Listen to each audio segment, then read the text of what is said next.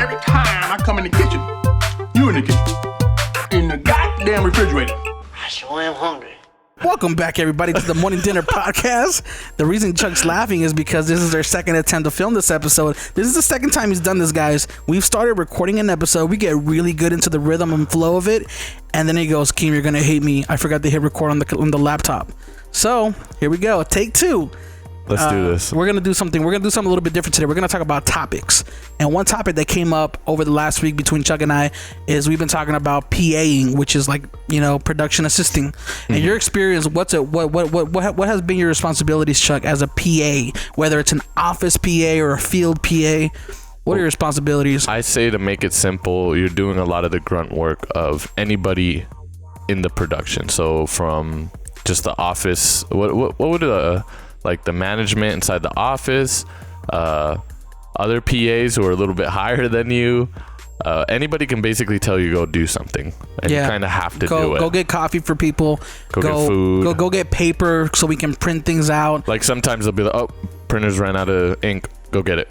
Like, dude, that job that we have so Chuck and I both have done a PA job for a movie called Las Vegas with Robert De Niro and Morgan Freeman, and we were technically office PAs hired for that job, and our responsibilities were pretty much like take care of anything within the office, whether it's like organizing files, taking photos of like, or remember we were like doing the little badges for people. I think I was on that for a little bit. I was like making sure all the accounting was correct, so anything they purchased for just the office side and the stylist, like I had to make sure all the accounting was correct. I had to make a couple runs to Home Depot one time. Not Home Depot, Office Depot. I had to buy chairs, little tables, things like that. Kind of pretty much because a lot of these productions that come into town that are on that multi-million-dollar level, they don't have their own offices set up, so they're renting a space, and then any equipment that they need is short-term. Like it's like if they need a chair, they need a table, they need a printer. Those are things that they buy for the moment for the use of like a couple of months, and then they're done. They don't keep them. They sell them or they donate them or something. Yeah. So PAs who are left. That's pretty much our responsibility as far as an office PA goes. You don't really do anything too important until you start kind of becoming on set as a field PA. In my experience, I could be wrong, but a field PA is you're actually like on set and you're actually helping out with things, whether it's either traffic control, so like, you know, they'll have cables running everywhere on the ground, so your job is to kind of like cover either gaff down the cables or put mats that the cables can run through so people don't trip over them. And you gotta make sure people aren't tripping over it. You have to literally stand on top of this little mount thing where the cables are running through and go, hi there, please watch your step. Hi there, please watch your step. And it's like an hour to 2 hours of just boringness, and you just have to stand there and you have to look like you're doing things. Yeah. Because like the one thing as a PA, and I learned this from a lot of other PAs, this is why I stopped doing it, but you literally always have to be doing something. But realistically, this helped me a lot in just life. Like I always am looking like I'm doing something, just so it seems like I'm not doing nothing. Yeah. Because like I feel like that happens at a lot of jobs. Because all it takes is your owner or your boss to look at you that one time. Owner? your master is basically like, if you're not doing something, most likely they're gonna be like, he's never doing anything, even though you probably do a lot. But it did put that into my head. I'm always doing something at my jobs. Yep. I'm always making, even if it's something simple like organizing something or cleaning something up. Have you ever had a bad experience as a PA? Oh my god, yeah.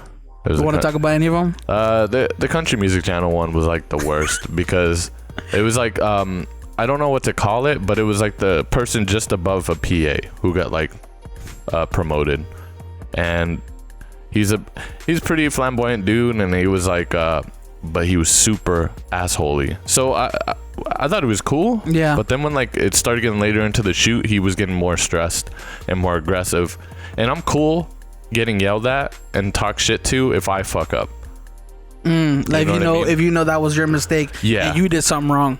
And the one thing a lot of people were telling me, like, hey, people are gonna get mad, people are gonna say things, don't take it to heart. But I was still young, and I was still a little anger man, you know what I mean? And I remember he sent me out to go get some food, and it was a lot of food. And it was like a complicated order. Yeah, and the thing is, you have to get this food to the office or wherever they're eating. Ooh, what was that? You have to get them to the office or wherever immediately, because if that group or that people who are working on set, if they don't eat, they get overtime like instantly. So he was like, get this, because I had to get vegan stuff and all this stuff. And he was like, so I went to the restaurant, I started ordering the food, and he was like blowing up my phone. Like, where are you? I was like, bro, like I had to walk here first off because you can't. Made you walk to a restaurant? Well, you can't even drive there because it would make no sense. So I walked there and I talked to the guys like, oh, have you been ordering everything? Like, are you guys cooking the stuff? And they're like, yeah, well, you see how busy it is. It was super busy restaurant. So he was like hour to an hour and a half. And then the guy's calling. He's like, you need to be back here in 15 minutes. And I'm like, wait, what? Like, already rushing you. Yeah, and I'm like, and he's calling me like, are you fucking stupid? I told you 15 minutes. He talked to you like that? Yeah, and he's like, I would have just put the food. You guys keep the food. I'm walking home. Yeah, well, I was like, okay, what do I do? Like, I called him. He wouldn't answer. He was just texting me. Like, he wouldn't call, like, take a call from me. Yeah. So he just kept calling me stuff, and then I called him. He's like, what are you doing? And I was like, you should have saved those texts. And I was so calm. I was so calm. I was just like, they can't do anything. And I put on speaker so the guy at the front could hear it, and he was just shaking his head because he was like, I need the stuff in 10 minutes now. And the guy's like, well, sir, it's only gonna be like 30 minutes still. We can probably get it out in 30 minutes, but it's gonna be undercooked. Just yelling and screaming. Yeah. And then but the thing about people like that though, bro, like he probably was the one that messed up, the guy who sent you out. Yeah, exactly. Because he should know how long it takes to prepare food, and if he wasn't prepared to send you out earlier in time, then that's his mess up. And I hate when people make a mistake themselves and then project the anger to somebody else. That's what happens as a PA. And I didn't know that because I was like my first one. So and me being young, you have that like that kid attitude, like, fuck you can't talk to me like that, Yeah. But right now, like, that stuff really doesn't bother me too much anymore because I'm just over the years you've kind of built like a thick skin, right? Yeah, it's just like, okay, this is just how it's gonna be. Like, I don't like it, but like it's kind of like, okay, he's gonna be like this, it seems like. If you guys are listening and don't know what thick skin means, it means your ability to take shit and not act out of your own personality. I was gonna say something dirty, but I'm gonna stop. So what happened? The guy just he just screamed at me, did everything, and then like I was like, what? I don't know what to do. And then you got back to the set 30 minutes later. One of the production guys was smart, like the main guy who hired me basically, and he ordered pizzas. And he's like, Chuck, just come back. He's like, I just got pizzas. He's like, this is too crazy. Yeah. And then he basically talked to the guy like, hey, you can't be talking to my PAs like that. Yeah. Like, I get it. You were promoted and stuff. That's crazy. And then when I seen him, he was like, oh, thank you, Chuck. Like, he literally's like, thank you so much for getting the stuff, blah, blah, blah. I hate when people are one way via text and then another way in person, bro. Like, he just talks so much crap to you. And but screaming at me on the phone. Thank you for being a valuable part of this team. Call me a fucking idiot. Like, whoa. Like, bro, this ain't my fault. Like, I'm literally just here to pick up food. Yeah. Like, well, if you're a PA, you're like, I would say like the bottom line of things. You're like the lowest of the totem pole. It's gonna happen. People are gonna put their mistakes on you. It's gonna happen. So anybody who's getting in the PA world, I know like from the major dudes who were like killing it and like the homies who are traveling the world with this shit, just make sure you like Keem said, have thick skin. Don't take everything personal. A lot of these dudes are in high stress situations, so they're lashing out on you from. That's probably how they learn from the past, but also just it's so much, so they don't know how to control themselves, so they'll probably see red. Well, so one thing that I learned is like if somebody's yelling at you, there's somebody probably yelling at them.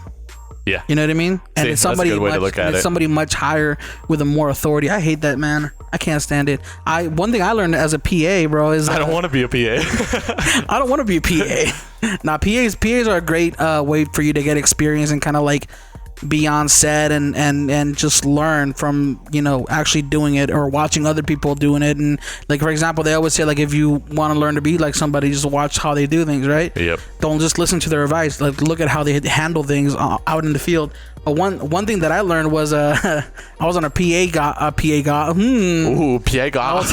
I was on a PA job one time, and my responsibilities for that day was basically just hold reflectors, move lights from one place to another, make sure that the talent was always lit. It was kind of like a lighting grip / like gaffer kind of role. Sorry. But it was technically just grunt work, and it was like move equipment from one location to another. But that's make sure the director always has his lenses. My bad. It's just you learn a lot though. Oh, with those jobs, like I can't even lie, the PA jobs as well, I did learn a lot. But the thing about PAing, if you're gonna be a PA, then you got to be ready. Like that's literally all you're gonna be doing. But if you want to start moving into the realm of like gaffers and all that, you could do that by speaking to them, and helping them, and then that's how like I know people show them you do a good job, man. Like what I would say is watch YouTube videos on like what does a PA do, like what does a gaffer do, what does a grip, a lighting tech do, like those things. If you want to go really niche with it, like one thing I want to get into is I want to get more into lighting, and I want to get more into grip work. So I'm definitely gonna like start researching like, okay, what are responsibilities what are things or tools that I should have on set, so that way if I'm ever needed, they know I'm that guy to go to. You know what I mean? So yeah, sorry, go ahead. No, I was gonna ask, what does grip mean? When they say grip, do you know? You grip a tripod, bro, and you move it from one location to another. I don't know. I grip. Gaffer is even still weird to me, because like when I hear like gaffer, I think like gaff tape, but it's somebody who knows. Is usually the one who sets up the lighting first. I think grip and gaffing, I think might be the same thing. I could be wrong. Don't quote me on that. Yeah, don't quote us on a lot of stuff. Because we don't do PA work a whole lot. And the thing is, when we do it, we wear a lot of hats. So you might be needed to gaff something down, but then you might also be needed to camera op, or you might also be needed to do crowd control. Yeah, we're not like union PAs where I think they're like those guys get paid like $50 an hour. They get paid good though. They get paid really well. Sometimes though. Yeah. Because I think like I know I was getting paid like $175 a day or whatever. Yeah. And then it can go up to like $250, I think. Yeah. Well, even like people. But you're looking at what, 12 to 15 hour days? Because after 15 hours, I think it's overtime. Double time. You get double pay. That's a lot of time though. Yeah. That's like 15-hour days. I know a lot of guys who work in like in concert stuff. Like the guys who actually work like what do you call them? Just I guess sound technicians. When when Alberto comes back to Vegas, I think, which is soon, we should definitely have him on, because he's got a lot of experience. Yeah, dude, he's done the Paul McCartney tour and everything. I was like, I'd love to hear some of the stories. That'd be dope. Back to my story though. Oh yeah, what up, Keem? So one thing I learned was pretty much do your responsibilities. Like Chuck said, always look busy, so you're always doing something, and make yourself available. Just because somebody doesn't say, hey Keem, come over here and do this, ask, yo, what can I do for you? Like those kinds of things make you stand out for sure. But one thing that I learned, and I'll never do again, is because I'm a photographer first. Like I have done photography jobs. I've done photography for the last couple of years. I consider myself a photographer, videographer, creative. So on one of the gigs, there was an actual, like on the call sheet, he was the photographer. The guy won't say the name or nothing or what company, but he was the photographer. And in between shots, there was a lot of like moving things, and there was a lot of chill time. So what I ended up doing was I was giving the camera, and I noticed that there was like really, really good lighting at the time, because we're like shooting at the casinos, and the sun was going through two casinos, so the sun was hitting right between those two casinos, and you could get perfect hair light on the subject. Your photographer instinct so my photographer instinct kicked in. The camera's in my hand. I swap it on. I turn it on, and I start shooting. And I must have taken like maybe 3 or 4 shots before the photographer noticed I was taking photos, and then it just takes from my hand. And I found out afterwards that that's not cool, because when you're working as a PA and you have multiple dozens of people on a call sheet, and you have agencies and people from those companies that you're working for looking at everything, they go, wait, why is the PA taking photos? It may not seem like a big deal in the back of your head, but it really is. Like it confuses them. It confuses them as to like, okay, so what is this guy doing? You know what I mean? And like they don't know me as the photographer. I know I do photography, but they don't know my work. I'm a PA. Because it can also look like, oh wait, well you're just letting this guy do whatever. Like that's weird. Yeah. Like control your people. Yeah. So basically, just stay in line on what you do, respectively. Like, Keem wasn't trying to do anything bad. He's a sweet guy. And it was an overall dope day. Like the shots we got were great. Yeah. Everybody was happy. But that was just one note that I did get from the production team. Is like, hey, we noticed you did this. Let's try not to do that again. And I didn't feel like I was yelled at, but I definitely, like, it made me think like, oh crap, that's something I never really thought about. And it's a learning experience. Like, I learned from it, and it won't happen again. You know what I mean? So. And the best way anybody like listening and really taking this in is just I say for sure do PA gigs, because not only can you learn so much from it, make money from it, but you can also like what was I gonna say? I forgot. Damn, he just had a brain fart. Bloop, bloop, bloop. What? So you can. I'm gonna be honest, I wasn't even listening to what you were saying. You can learn a lot as a PA. You can get thick skin as a PA. And you can get paid as a PA. And pay. God damn it. Well, you can definitely learn a lot. And the thing I like about it is the work ethic you grow into, because it makes you work hard, and it makes you think a little bit differently. So last question: How can someone become a PA or start getting those kinds of jobs? Craigslist, like that's how we found our stuff. Yeah, actually, to be honest, I don't know. I don't use it that much anymore. It was Craigslist back in the day, but once you get in, you talk to the other PAs and you get their numbers, and then what they do is usually start networking. Yeah, they'll text you, be like, hey, they need more PAs. You down? That's why you have to do a very good job, because there is other PAs who do take their job serious. Yeah. But if you show that you're a good PA, they're going to hit you up for more stuff. Yep. And even if it's kind of cheap or free, I say still do it, because you can build connects. And if you want to be in this industry, or if you want to be in the film industry, then you know what it takes. Yep. He said, I have a different piece of advice. Is if you want to be a PA, most likely your chances are you're a creative in some way, because you have done video, you've done photo. It's not something that a random kid wakes up and says, oh, I want to be a PA. If you're a PA, it's because you see other people PAing.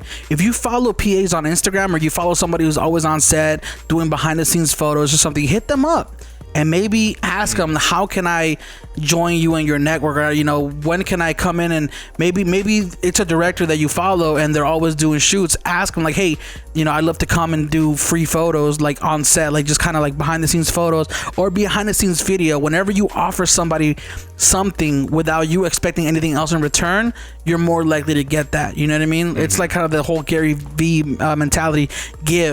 Give them something without asking in return, and eventually you will receive.